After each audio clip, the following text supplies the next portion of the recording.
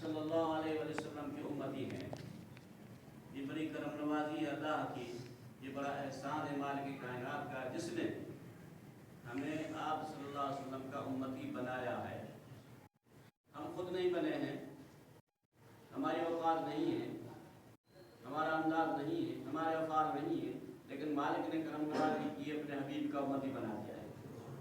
جب یہ بنا دیا، اس امت میں آ گئے تو اس امت کی کوئی ذمہ داریاں بھی ہیں۔ لاوارث ہم نہیں ہیں، بے لگام نہیں ہیں جو چاہے کرتے رہیں، لیکن امت کی ذمہ داریاں ہیں۔ ان امت کی ذمہ داریوں میں سے اہم ذمہ داری جو ہے اللہ تعالیٰ نے بیان فرمائی، جو میں نے آج کی اترا۔ ہم نے فرمایا کنتم خیر امۃ اخرجت للناس تأمرون بالمعروف وتنہون عن المنکر۔ میں آپ کو یہ بھی خوشخبری سناؤں ماشاءاللہ اس پروگرام کو عام کرنے کے لیے جو میں آج کے اوپر رہا ہوں۔ صاحب مہربانی فرما کے آئے دوست صاحب سے 2-3 دوست آئے ہیں صرف اس پروگرام کو عام کرنے کے لیے کہ یہ جو خیر امت کا منظر ہے وہ ہمیں نصیب ہو جائے، ہم امت میں اچھے لوگ بن جائیں، عام امت نہ بنے۔ حضور کی ساری امت ہے، جو نہ مانتا ہے، جو گناہ گار ہو میرے نبی کی امت میں ہے، لیکن ہم امتی تو بن گئے، لیکن خیر امت بن جائے، اچھی امت بن جائے، جس میں حضور صلی اللہ علیہ وسلم خوش ہو جائیں اور کل قیامت کے دن فخر کر کے فرمائیں کہ یہ میرا امتی ہے۔ سبحان اللہ، یہ میرا امتی ہے، یہ آپ فرما دیں کہ یہ میرا امتی ہے، تو کتنا بول بالا ہوگا۔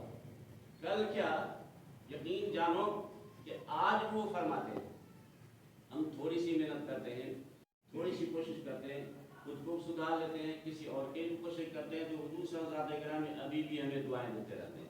ان کا فیض، ان کی مہربانی ابھی بھی ہمیں ملتی ہے، لیکن ہمیں آنکھیں ہونی چاہیے، تصور ہونا چاہیے، تو محسوس ہو جاتا ہے۔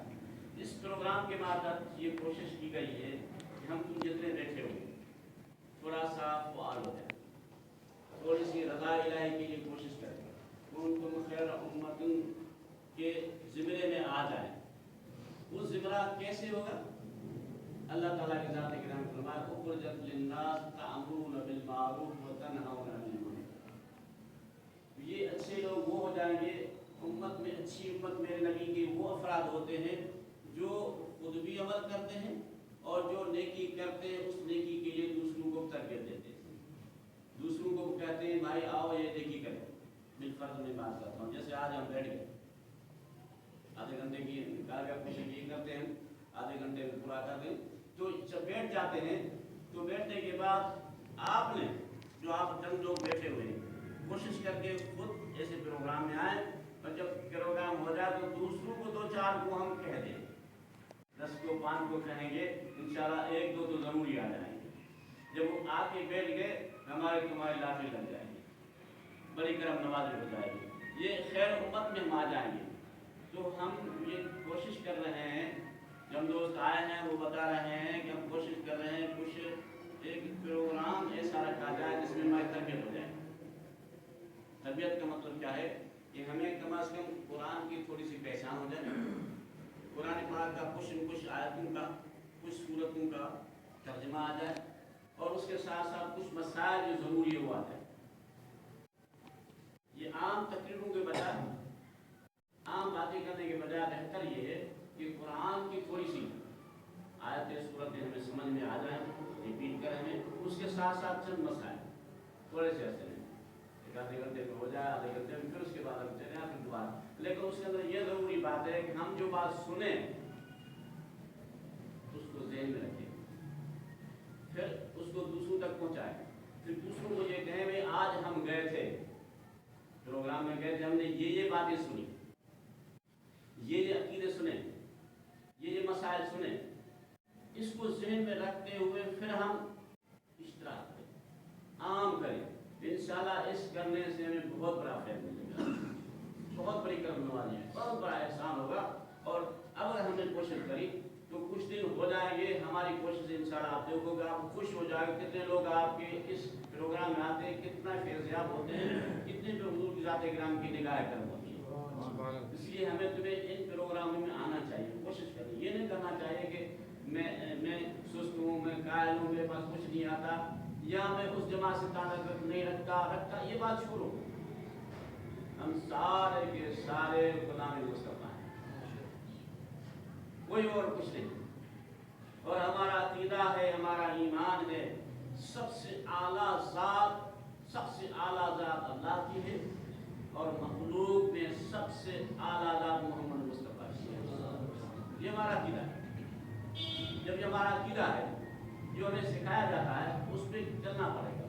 اور تیسری بات یہ ہے کہ ہمارا یہ عقیدہ ہے کہ مخلوق میں سب سے اعلیٰ ذات محمد مصطفیٰ کی ذات گرامی ہے، حضور صلی اللہ علیہ وسلم کی ذات گرامی کی امت میں سب سے افضل سیدنا صدیق اکبر ہے. یہ عقیدہ ہے، اہل سنت جماعت کا عقیدہ ہے، مسلمانوں کا عقیدہ ہے. اس عقیدے کو پکا رکھیں، اس کو ذہن میں رکھیں. انشاءاللہ یہ بات جب ذہن میں رکھیں گے تو بہت سے ایسے عقیدے ہمیں ملیں گے، ٹکرائیں گے. ہمیں کم از کم یہ نالج تو ہوگی نا ہم مسلمان کیا کہتے ہیں، کیا چاہتے ہیں. ہم مسلمان یہ چاہتے ہیں کہ اللہ وحدہ لا شریک لہ، اس کے ساتھ کوئی شریک نہیں، ازلی ابدی سرمدی ہے، اور لم یلد ولم یولد، حی قیوم ہے، اس کو مان لے. اس کے بعد ہمارا یہ عقیدہ ہے محمد مصطفیٰ کی ذات گرامی رحمت للعالمین ہے، اور کائنات کے لیے رحمتیں شفقتیں. اللہ کے بعد مقام ہے محمد مصطفیٰ کا. جتنا کوئی بھی انسان، کوئی بھی فرشتہ، کوئی حیوان، حتیٰ انبیاء کرام علیہ السلام حضور صلی اللہ علیہ وسلم کے تائید کرنے والے. یہ عقیدہ پکا ہونا چاہیے. تیسرا عقیدہ یہ ہونا چاہیے کہ حضور صلی اللہ علیہ وسلم کی امت میں، آقا نامدار کی امت میں سب سے افضل سیدنا صدیق اکبر کی ذات گرامی ہے، اعلیٰ ہے. حضور نے خود ان کو اپنے جانشین بنایا ہے، حضور صلی اللہ علیہ گرامی نے خود ان کو آگے کیا ہے. تو جب صحابہ نے سب نے ان کو آگے کیا تو ہمارا عقیدہ ہے، اہل سنت جماعت کا عقیدہ ہے کہ ان کو ہم آگے کرتے ہیں پوری مسلم کا. تو اسی لیے ہمیں تمہیں کوشش کرنی چاہیے. اور کچھ یہ شیڈول دوستوں نے رکھا ہے، بہت اچھی بات ہے، میں بہت خوش ہوا ہوں. اگر اس طرح یہ شیڈول چل جائے جو دکھایا گیا اس کے اندر کیا ہے، سورہ فاتحہ، سورہ فاتحہ پتہ ہے کس کو کہتے ہیں؟ کس کو کہتے ہیں سورہ فاتحہ؟ بولو بولو. الحمد جو ہم پڑھتے ہیں اس کو کیا کہتے ہیں؟ سورہ فاتحہ.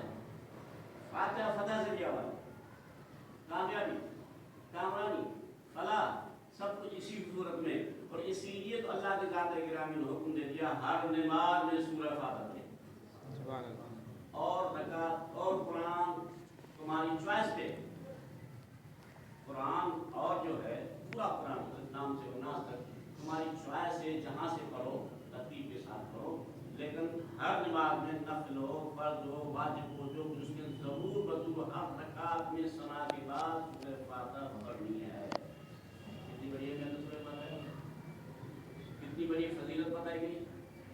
سورہ شفا، بہت نام ہے اس کے، بہت نام ہے. یہ سمجھو کہ سارے قرآن کا ایک نچوڑ ہے، پورا قرآن الف لام سے لے کے والناس تک جو بھی ہم پڑھتے ہیں. جیسے بک ہوتا ہے، قرآن بک ہوتا ہے، اس کے اندر لکھا جاتا ہے کہ اس بک میں یہ ذکر کیا جائے گا، اس بک کے اندر یہ چیزیں ذکر کیا ہے، ان چیزوں کا ذکر پھر اس کے اندر پتہ لگ جاتا ہے کہ ہمیں کیا آگے مل رہا ہے. تو قرآن پاک اللہ کی بہت پیاری بک ہے جس کے اندر ہم شریف یہ لکھا، مطلب یہ اس میں ذکر کیا ہے اس قرآن کے اندر بولو گے کیا کیا چیزیں ملیں. اس کا اجمالی ذکر، تفصیل نہیں، اس کا اجمالی ذکر جو ہے وہ سورہ فاتحہ کے اندر ہے. اسی لیے فرمایا گیا جو شخص ایک مرتبہ اللہ شریف پڑھتا ہے جیسے پورے قرآن کی طرح، پورا موضوع اس کے اندر ہے. اگر ہم نے اس کو ہی سمجھ لیا، سورہ فاتحہ کو اگر سمجھ لیا، علم شریف کو سمجھ لیا، تو بڑا خزانہ ہمیں مل گیا، بہت بڑا خزانہ مل گیا. تو ہم کوشش کریں، ہم بہت سی چیزیں لیتے ہیں، بہت سے وظائف پڑھتے ہیں، بہت سی معلومات لیتے ہیں، کم از کم ایسی ہمیں معلومات ملنی چاہیے. یہ نہیں ہے کہ ہم پڑھے لکھے ہیں یا نہیں، جب ملے گی سامنے تو ہم ذہن میں آ جائیں، ذہن میں آنی چاہیے. تو دوستوں نے بہت اچھا کیا ہے، میں بہت خوش ہوں اس پہ. تو سورہ فاتحہ کو پڑھنا، اس کا ترجمہ، اس کا مفہوم، اس کا مطلب سمجھنا بہت اہمیت رکھتا ہے اور بہت بڑی برکت ہے. اسی لیے ہمیں اس پہ آنا چاہیے. جیسے شروع رکھا جائے تو اس کے ان جملہ ایسے نہیں کرتے کرتے چل بھی جاؤں جیسے آئے ہیں تو سورہ فاتحہ کی ابتدا ہوتی ہے کس سے؟ الحمد سے. پتہ نہیں یہ چیزیں عام تم ذہن میں رکھیں. سورہ فاتحہ کی ابتدا جو ہوتی ہے کس سے؟ الحمد سے ہوتی ہے. الحمد لفظ جو ہے صرف الحمد لفظ اس کی کتنی برکت ہے، کتنی فضیلت ہے. صرف ترجمہ اس کا دیکھا جائے تو بہت کائنات ہمیں مل جاتی ہے. فرمایا الحمد، ہم کی معنی ہے تعریف، ہم کی معنی کیا ہے؟ سیکھیں، سنیں، ہم یاد رکھیں. یہ ہماری تربیت ہو رہی ہے. الحمد کی معنی ہے سب تعریفیں. کیا؟ صرف ایک تعریف نہیں. ال کی معنی سب، ال کی معنی عربی کے سب، معنی ساری کی ساری تعریفیں صرف اللہ کی، صرف اللہ کی. ساری کی ساری تعریفیں صرف اللہ کی. اگر یہ کوئی کہہ دے یہ بلڈنگ اچھی ہے، یہ فلان چیز اچھی ہے، یہ اللہ کی مخلوق کے اندر یہ اونٹ اچھا ہے، یہ فلان چیز بنی ہوئی اچھی ہے، تو ظاہر اس کے جو اچھا کہا جا رہا ہے، لیکن حقیقت میں خدا کی بنی ہے. تصور یہ کہ اس کو بنایا کس نے، عقل کس نے دیا ہے؟ اصل تعریف بنانے والی کون ہے؟ آپ اگر کوئی محل دیکھو، تاج محل جیسی محل دیکھیے، تاج محل کو دیکھیے، آپ اگر کہو گے محل بڑی اچھی ہے تو تعریف اس محل کو نہیں نا، تعریف اس کاریگر کی جس نے یہ محل بنائی ہے. اگر محل کی تعریف ہم کر رہے ہیں تو تعریف کس کی؟ اس کاریگر کی جس نے بنائی ہے. سبحان اللہ. کسی چیز کا مطلب ہم یہ کہہ رہے ہیں کہ بنانے والا کتنا کمال والا ہے. شیش محل بنا دیا ہے، کسی کمال سے بنایا، اس کی ایک ایک چیز سے جھلک نظر آتی ہے اس کے بنانے والے کی. اسی طرح اسلام یہ بتاتا ہے، میرا نبی یہ بتاتا ہے، قرآن یہ کہتا ہے کہ سب تعریفیں جو بھی ہوتی ہے وہ کس کی ہے؟ اللہ. بہت بڑے راز ہے، بہت بڑے. الحمد کے اندر ہی بہت بڑے لفظ ہے، ایک دن بہت بڑے راز ہوتے ہیں. ہمیں تمہیں کچھ سمجھنا چاہو، دل میں رکھنا چاہیے. الحمد سب تعریفیں، الحمد تعریفیں ہیں. اس کا مادہ جو ہے حمد ہے، حمد. اور اس سے بنا جو ہے وہ محمد. سمجھے؟ الحمد ایک عام ہے. محمد کی معنی ہے تعریف کیا ہوا، بنایا ہوا، تعریفوں والا بنایا ہوا. نام مصطفیٰ کا یہ ہے، یہ سب تعریفیں بنا تیار جب کی جائے تو وہ محمد بن جائے. کتنا بڑا سب ملتا ہے. وہ یہ کہتا ہے اس کا الحمد کہہ رہے ہو، اللہ کی تعریف کر رہے ہو، اس کے تصور کیا ہے سنیو. ہم اہل سنت کا تصور کیا ہے؟ ارے اللہ تو خود نبی کی تعریف کر رہا ہے، وہ اعلان کر رہا ہے کہ جتنے بھی حمد ہیں وہ کس کے ہیں؟ میرے ہیں. اللہ نے کیا کیا کتنے حمد ہیں؟ وہ میرے ہیں. جیسے اگر کوئی اعلان کر دے یہ گولڈن جتنا پڑا ہے، ڈھیر جو پڑا ہوا، یہ جتنے بھی گولڈن، جو گولڈن سارا میرا ہے. اس سے جو زیور بنے کس کا ہوگا؟ اس گولڈن سے جو چیز بنے کس کی ہوگی؟ جو اعلان کرے گا یہ میرا گولڈن ہے، اس کے اندر زیورات جتنے بنیں گے وہ اسی کے ہوگی. یہ گولڈن کا صرف ایک چیز کا اعلان نہیں کیا تھا، اور یہ کہہ دیا یہ گولڈن بنے ہوئے، اس کے اندر یہ چیزیں میں نے اس سے بنائی ہیں، مزین کر کے بنائی ہیں، اس گولڈن سے مزین کر کے بنائی ہے. جب جو مزین کر کے بنانے والا وہی ہے تو اس سے یہ اعلان ہوا کہ محمد میرا ہے. محمد میرا ہے، میں اس کا ہوں. محمد میرا ہے، یہ عقیدہ ہے ہمارا. محمد میرا ہے، میں اس کا ہوں. الحمدللہ سب تعریفیں اللہ نے فرما دی. اور جب یہ پہلے میں سمجھ لیا اور میرا ہے محمد، یہ پہلے ذکر کس کا ہوا؟ ہمارے تمہارا نبی کا. الحمدللہ سب سے پہلے سمجھو کہ نعت ہوگی. کیا ہو گیا؟ نعت نبی ہو گئی. کہ حضور کا شان بیان کیا گیا. اللہ نے خود اپنے محبوب کا گن گائے اور پھر کہا رب العالمین. لوگوں یہ میرا نبی ہے، سب کچھ وہ ہوں جو پوری کائنات کو بنانے والا ہوں، پوری کائنات کو پالنے والا ہوں، پوری کائنات کی ربوبیت کرنے والا ہوں. یہ سب چیزیں میری ہیں، انہی سب کو میں خود ہی چلا رہا ہوں. ان کی رنگینیاں، ان کے کمالات، ان کی قوتیں جو ہیں وہ ساری میری ہیں. تو اس لیے یہ اعلان کر دیا کہ محمد مصطفیٰ کا جو کمال ہے، جو قوت ہے، جو معراج ہے، جو کچھ باتیں وہ ساری میری ہیں، کیونکہ میں نے ان کو بنایا، میں نے ان کو کمال دیا. یہ کیا ہو رہا ہے؟ یہ ہم جب نماز کے اندر یہ اعلان کر رہے ہیں، یہ تصورات میں اگر ہم لائیں تو کتنی کیف پڑے گی، کتنا مزہ اور لطف آئے گا. الحمدللہ رب العالمین الرحمن الرحیم، کیونکہ اس نے ہم کو بنایا ہے، اس نے تعریف کی ہے، وہ رحمان ہے، وہ رحیم ہے، وہ کریم ہے، وہ مہربان ہے، وہ کرم نوازی کرنے والا ہے. یہ ساری چیزیں سے آ جاتی ہیں. تو ہمیں تمہیں چاہیے کہ کوشش کریں کہ الحمد کو دل میں رکھیں، اور الحمد کا ہر نماز میں پڑھنا لازمی ہے. اس کے اندر ایک مسئلہ بتا دوں، آگے پیچھے نہ ہوتا ہے. اسی قرآن میں یہ کہا ہے کہ فرمایا گیا وَإِذَا قُرِئَ الْقُرْآنُ فَاسْتَمِعُوا لَهُ وَأَنصِتُوا لَعَلَّكُمْ تُرْحَمُونَ. لوگو، جب قرآن تمہارے سامنے کوئی پڑھے نا، جب قرآن تمہارے سامنے کوئی پڑھے تو تمہارے اوپر فرض ہے چپ کرو اور سنو. چپ کرو اور سنو، یہ لازمی ہے، چپ کرنا اور سننا.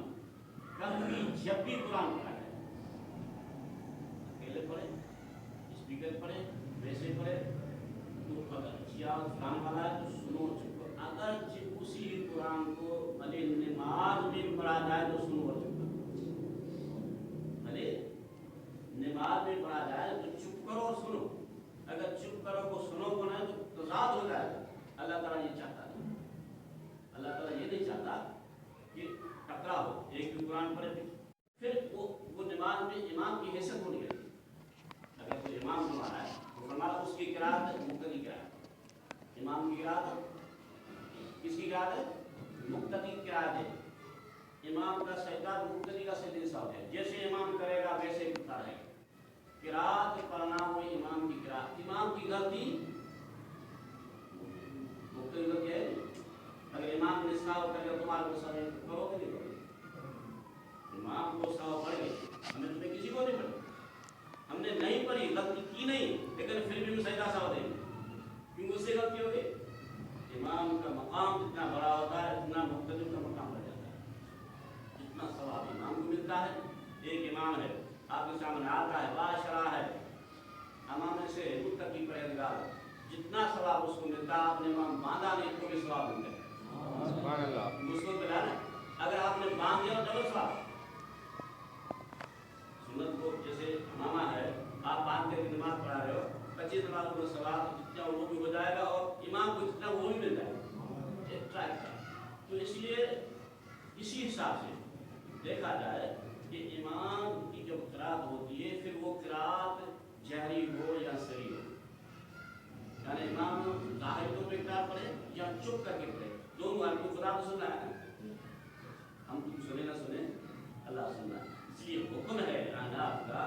ہم اہل سنت والجماعت میں کہتے ہیں کہ جب فرض امام کے پیچھے پڑھا جائے تو کسی کو بھی سورہ فاتحہ پڑھنے کی ضرورت نہیں ہے. سورہ فاتحہ پڑھنے کی ضرورت نہیں ہے. کوئی بھی سورت نہ ملائے گا، نہ قرآن کچھ بھی نہیں پڑھے گا.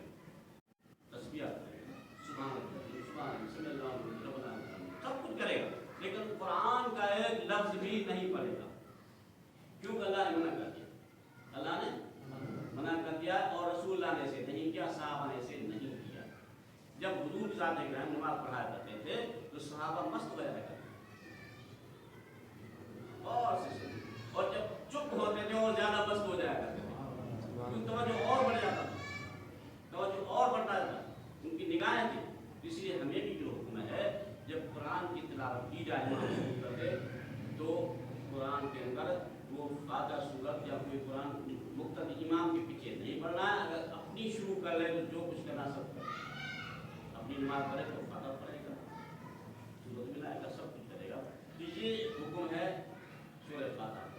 اور اسی لیے ہمیں تو یہ کوشش کی. یہ کچھ چند باتیں میں نے بتائی تھوڑی بتائیے، لیکن ذہن میں رکھو بہت اہم ہے، آپ کو کام آئے گی.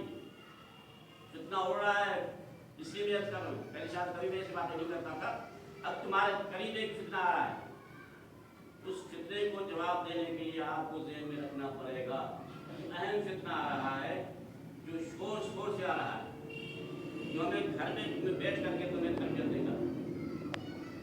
اس ہوا سے اٹھنے کے لیے ہمیں خود ذہن کو رکھنا ہے اور اس کے ساتھ اپنے بچوں کو سمجھانا ہے۔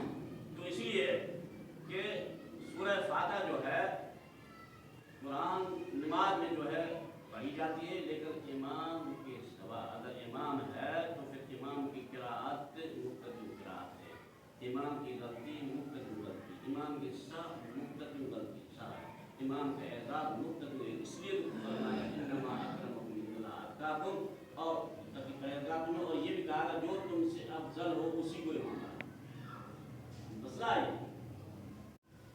جو تم سے افضل ہو اس کو امام بناؤ، اور یہ بھی یاد رکھو کبھی بھی امام کو نوکر تصور نہ کرو۔ اگر تم نے امام کو نوکر تصور کر لیا تو ان سے کسی کی نماز نہیں ہوگی۔ امام ملازم کسی کا نہیں ہوتا، نوکر نہیں، جو خدمت کرنے والا چیز ہے، تحفہ الگ چیز ہے، لیکن ملازمت نہیں ہے، نوکر نہیں۔ اگر نوکر سمجھا جائے تو کسی کی اس کی کسی نماز نہیں ہوگی جو نوکر سمجھتا ہے۔ تو امام کی اس جگہ پہ، اور اس لیے امام ہوتا ہے جو آگے ہوتا ہے، تو ہمیں تمہیں کوشش کرنی چاہیے، یہ چیز سمجھنی چاہیے۔ سورہ فاتحہ بہت اہمیت رکھتی ہے، بہت بڑی سورہ رموز ہیں، اور لیکن سورہ فاتحہ جو ہے یہ مقتدی امام کے پیچھے نہیں پڑھیں گے۔ اپنی نماز پڑھیں گے تو ہر رکعت میں پڑھنی پڑے گی، ہر رکعت میں پڑھنی پڑے گی۔ اس کی دلیل یہ ہے کہ اللہ نے منع کیا ہے۔ دوسری بات یہ ہے کہ امام کی غلطی مقتدی کی غلطی ہے۔ اگر ایسا ہوتا اپنا اپنا ہوتا تو امام غلطی اپنی کر لے، دوسروں کیا، ان دوسروں کو سجدے کرنے کی ضرورت کیا ہے؟ امام کا اعزاز مقتدی کا اعزاز، اس لیے کہا گیا جتنا مقتدی پرہیزگار تمہارا امام ہوگا اتنا تمہیں مقام زیادہ ملے گا۔ اس کی شریعت نے یہ کہا ہے کہ امام اس کو بناؤ جس کو اپنے سے افضل سمجھو۔ حضور صلی اللہ علیہ وسلم کی ذات گرامی کو